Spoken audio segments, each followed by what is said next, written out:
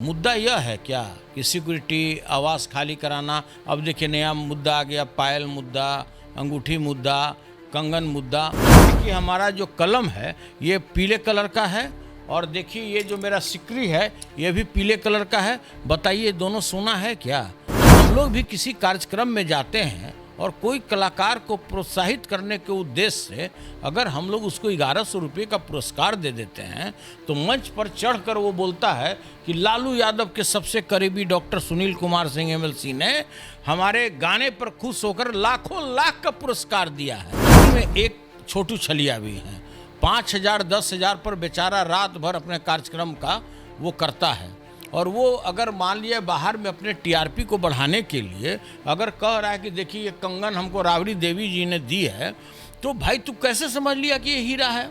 कल राजद सुप्रीमो लालू प्रसाद यादव का जन्मदिन था। ऐसे में कई तरीके के कार्यक्रम भी 10 सर्कुलर रोड में हुए।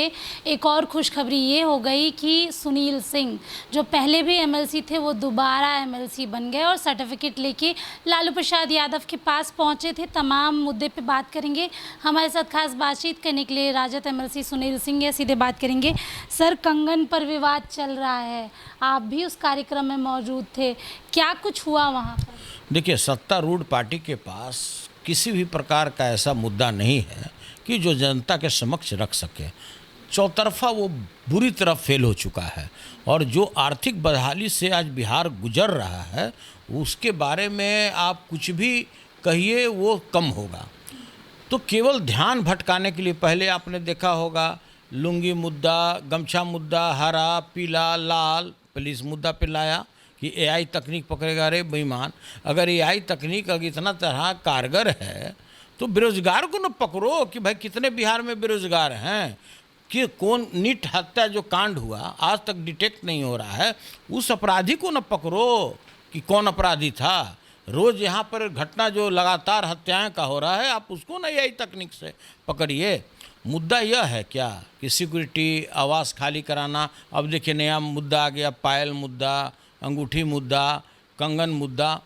अब आप ही बताइए, आप भी महिला हैं, कोई जिस तरह का बिहार का विधि व्यवस्था गड़बड़ है, कोई भी महिला, शरीफ महिला ओरिजिनल हीरा और सोना पहन के निकलती है क्या? सारे लोग मिटेशन आर्टिफिशियल ज्वेलरी पहनते हैं। आज भी बिहार में 99% महिलाएं मिटेशन ज्वेलरी पहन करके बाहर निकलती है। इतनी यहाँ की विधि व्यवस्था गड़बड़ है।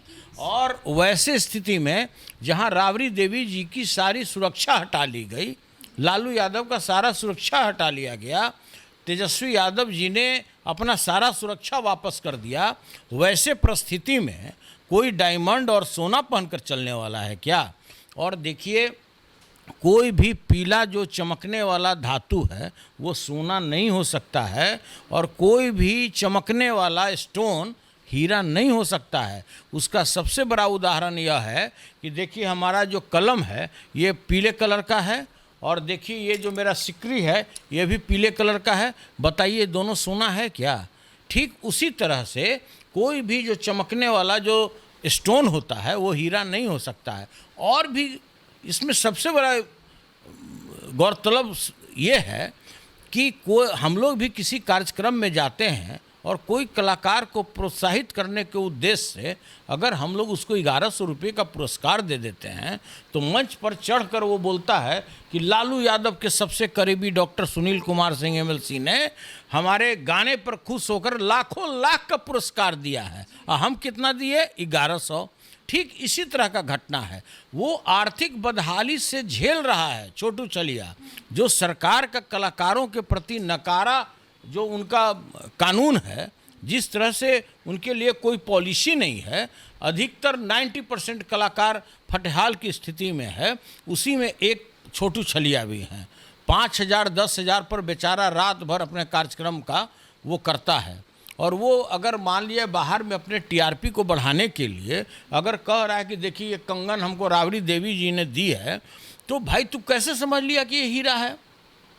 तो देखिए जो मुद्दा है और जो प्रवक्ता हैं हमारे बड़े भाई हैं और बुद्धिमान हैं, लेकिन हर एक बात को गलत तरीके से वो पेश करना जानते हैं और उनके बातों में कहीं भी सच्चाई नहीं होता है, उनके बातों में 90% गलत होता है।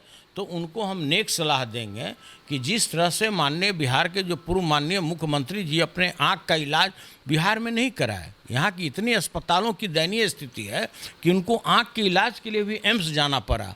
उसी तरह से उनके एक मुख्य सचेतक हैं रूलिंग पार्टी के, नाम है गांधी जी, कर्म है गांधी जी, हम नहीं जानते हैं, वो भी अपने आँख के इलाज के लिए गए एम्स दिखाने के लिए।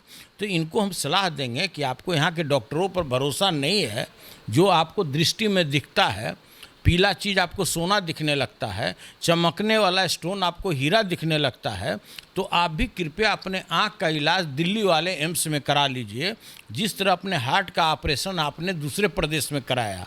यहाँ के डॉक्टरों पर उनको भरोसा नहीं है, जो मेरे प्रवक्ता महोदय है। और एक सलाह देंगे कि जिस तरह बिहार के 14 करोड़ जनता को इंजीनियर निशांत के नाम पर लगातार गुमराह करते रहे कि बड़का भारी विवेकानंद को उठा करके, और विश्वेश्वरैया जी इंजीनियर थे, उनको उठा करके दूसरे हम विश्वेश्वरैया जी को ले आए हैं। तो आपको गंगा स्नान करके, जिसे सम्राट जी अयोध्या में जाकर अपना सरजू नदी में अपना प्रायश्चित किए थे पगड़ी गुड़ी उतार करके, आपको भी इस तरह से यहाँ प्रायश्चित करना चाहिए कि भविष्य में हे जनता, 14 करोड़ जनता, हम कभी भी झूठ नहीं बोलेंगे। गलती से झूठ बोला गया और निशांत जी ने खुद अपने हलफनामा में लिख दिया कि हम मात्र 12वीं पास है, इंजीनियरिंग तो हमने किया ही नहीं, हम तो बीच में भाग गए। उनके हलफनामा में ये चीज़ है। तो हम अपने जितने भी रूलिंग पार्टी के जो प्रवक्ता हैं उनको नेक सलाह देना चाहेंगे कि आपका झूठ बोलना मजबूरी है, नहीं तो आपको नौकरी से निकाल दिया जाएगा, जिस नौकरी में उनको रखा गया है, मतलब जिस पद पर उनको रखा गया है। तो झूठ बोलिए, लेकिन दाल में नमक डालिए, नमक में आप दाल मत डालिए, और जो आपका दृष्टि दोष है उसको कृपया आप ठीक कराइए, यही मेरा नेक सलाह है। आखिरी सवाल आपसे लूँगी, बिहार की जो हालत आप खुद भी कह रहे हैं कि बड़ी बदहाल है, महिलाओं की बात करें तो महिला भी सुरक्षित नहीं है, लगातार चेन स्नैचिंग और तमाम तरीके के छेड़छाड़ के मुद्दे भी सामने आते हैं। आप ये मानते हैं कहीं ना कहीं इन सारे मुद्दों को भटकाकर सिर्फ लालू परिवार, राबड़ी आवास, 10 सर्कुलर रोड, सुरक्षा व्यवस्था, इन मुद्दों में, ऋषुश्री का मुद्दा आपको पता ही होगा, इन मुद्दों में से हटाकर सिर्फ लालू परिवार पर सीमित करना चाहते हैं? देखिए, आपने बहुत अच्छी बातें कही है। ऋषुश्री जैसे दर्जनों दलाल हैं जो गवर्नमेंट चला रहे हैं, जो पिछले वाले जो सरकार जो इसके मुखिया थे, उनका पूरा सरकार ही कोई दलाल चलाता था सरकार के मिली भगत से।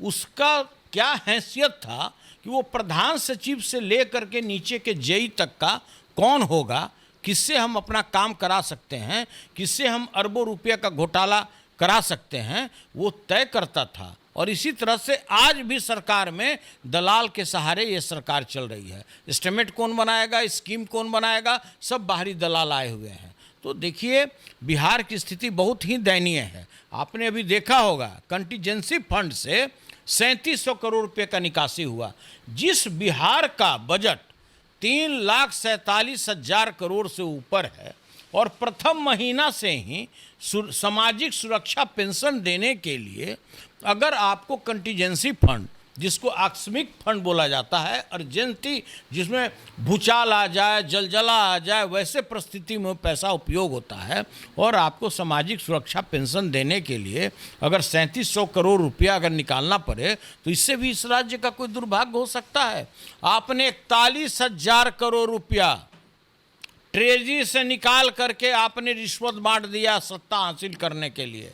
10,000 रुपया आपने 1,70,00,000 महिलाओं को रेवड़ी की तरह आपने बांट दिया, जिसके चलते आज बिहार बदहाल है। तो हम आप ही से जानना चाहते हैं कि जो महिला को आपने दिग्भ्रमित करके आपने ठगी का शिकार बनाते हुए, जिसको आपने 10,000 उसके खाते में भेजा, आपने कमिटमेंट किया था कि चुनाव के जस्ट बाद 1,90,000 आपके खाते में जाएगा। हम जानना चाहते हैं कि आप उसके खाते में कब भेज रहे हैं, कब बिहार का बेरोजगारी दूर कर रहे हैं।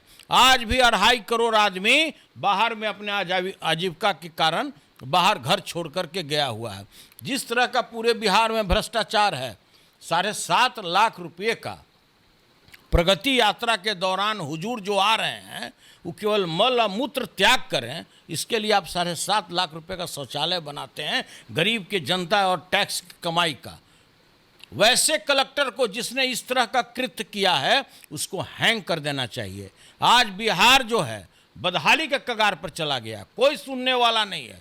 किसान बदहाल हो चुके हैं बिहार के, किसी को निर्धारित मूल्य पर उर्वरक नहीं मिल रहा है, किसी भी किसान के उत्पाद को मिनिमम सपोर्ट प्राइस पर नहीं लिया जा रहा है, आपका ध्यान उसके ऊपर नहीं है। रोजगार का हम सृजन करें उसके ऊपर ध्यान नहीं है। जब नीति आयोग का बैठक हुआ जहां माननीय मुख्यमंत्री जी शरीक हुए, आपने क्या मांगा कि हमको 18,000 करोड़ रुपया नल जल योजना के लिए चाहिए। वो नल जल योजना जो बिहार के 8463 पंचायत 45,000 गांव में कहीं भी कोई व्यक्ति चला जाए 20% भी नल जल सही स्थिति में आज नहीं है।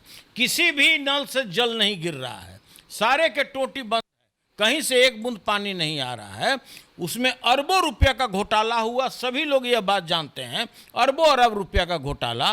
तो आप उसी राह के लिए, उसी काम के लिए, उसी गंगा में हाथ धोने के लिए, उसी से जल उठाने के लिए आप 18,000 करोड़ रुपए का आप डिमांड कर रहे हैं।